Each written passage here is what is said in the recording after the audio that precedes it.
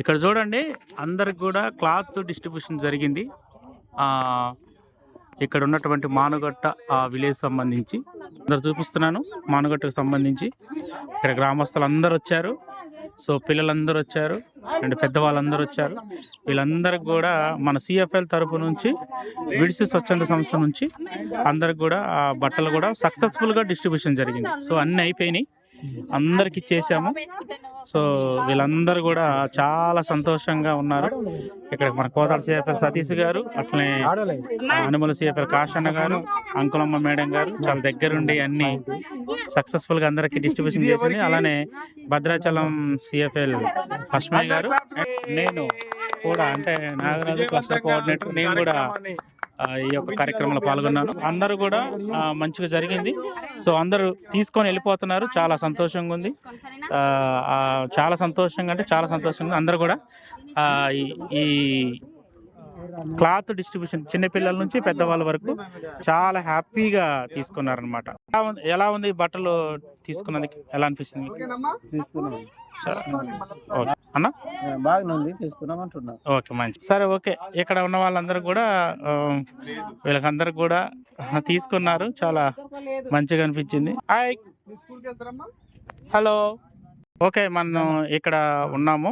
CFL counsellors వాళ్ళు కూడా ఇక్కడే ఉన్నారు. సో మన వాళ్ళ ఎక్స్పీరియన్స్ గురించి మాట్లాడతారు అనమాట. సో వాళ్ళతో కూడా మనం అంకులం మేడం, మీకు ఎలా అనిపించింది? అంటే ఇక్కడ మానుగట్ట రావటం, ఈ మానుగట్టలో ఉన్నటువంటి వీళ్ళందరినీ ట్రైబల్ ఏరియా ఉన్నటువంటి పిల్లలతో మీరు ఇంటరాక్ట్ అవ్వటం కానీ, సో కోదాడ నుంచి సతీష్ గారు కానీ, కాశన్న గారు కానీ, అంకులం మేడం కానీ, లక్ష్మణన్న గారు కానీ వీళ్ళందరూ వచ్చారు. మీతో పాటు నేను కూడా వచ్చాను. మీకు ఎలా అనిపించింది? మీకు? నాకైతే అనిపించింది, మనము అంటే కొంచెం బెటర్ దెన్ పరిస్థితుల్లో జీవిస్తా ఉన్నాము.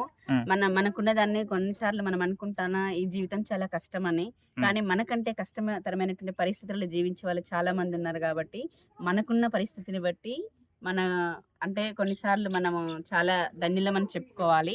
సో ఇలాంటి ప్రదేశానికి తీసుకొచ్చి మాకు ఈ అవకాశం ఇచ్చినందుకు ప్రత్యేక కృతజ్ఞతలు తెలుపుకుంటున్నాం సిసి సార్. అంత మాత్రమే కాదు, అంటే మనము ఎటువంటి స్థితిలో ఉన్నాము అనేది తెలుసుకోవడానికి మనము ఇతరులతో పోలిక చేసుకొని మనకున్నటువంటి ప్రతి స్థితిని బట్టి మనం ఎంతో ధన్యులమని భావించి మన లైఫ్ని ఇంకా ముందుకు సాగించుకొని అనేక మందికి ఉపయోగకారిగా ఉండాలని ఆశిస్తూ సెలవు తీసుకుంటున్నాం.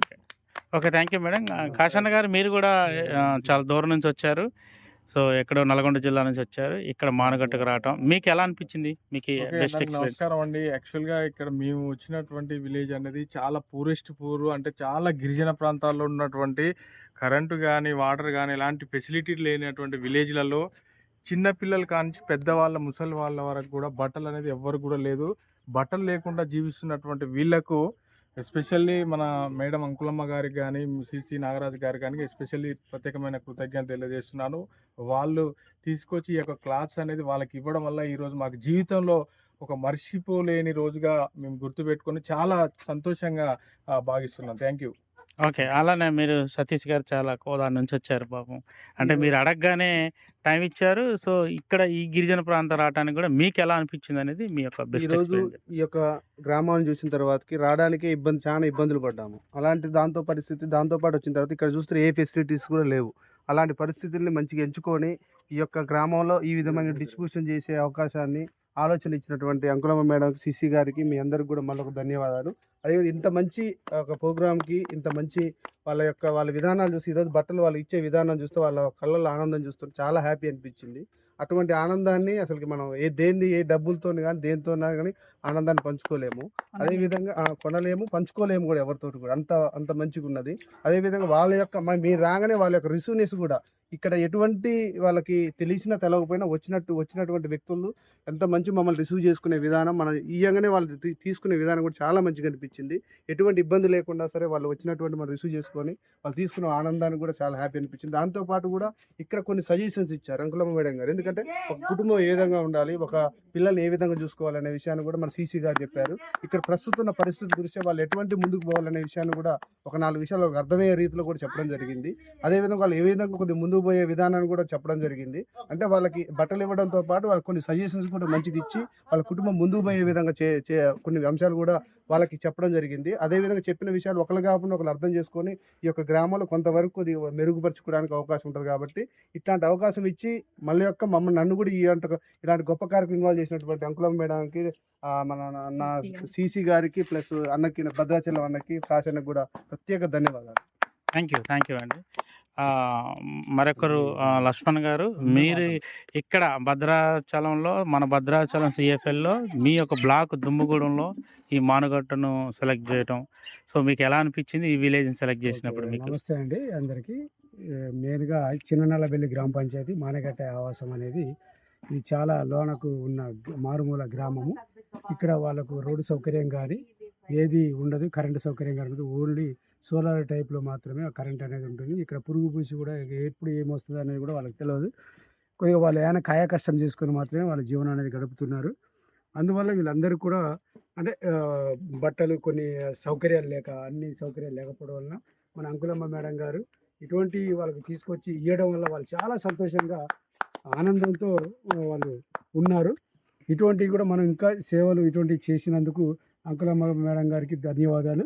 మరి దీనికి సహకరించినందుకు సిసి గారికి కూడా అందరికీ ధన్యవాదాలు. Thank you. అందరికి నమస్కారం. ముఖ్యంగా మన యొక్క అనుమల సిఎఫ్ఎల్ కాశన్న గారికి, ముఖ్య అతిథులు అంకులమ్మ మేడం, అన్నమల్లిపల్లి సిఎఫ్ఎల్, అలానే భద్రాచలం సిఎఫ్ఎల్ అన్న లక్ష్మణ్ అన్న, కోదాడ సిఎఫ్ఎల్ సతీష్ అన్నకి. ముఖ్యంగా మీకు నేను చాలా మీ యొక్క రిస్క్తో, అంటే ఇంత దూరం రావాలంటే చాలా రిస్క్ చేయాలి.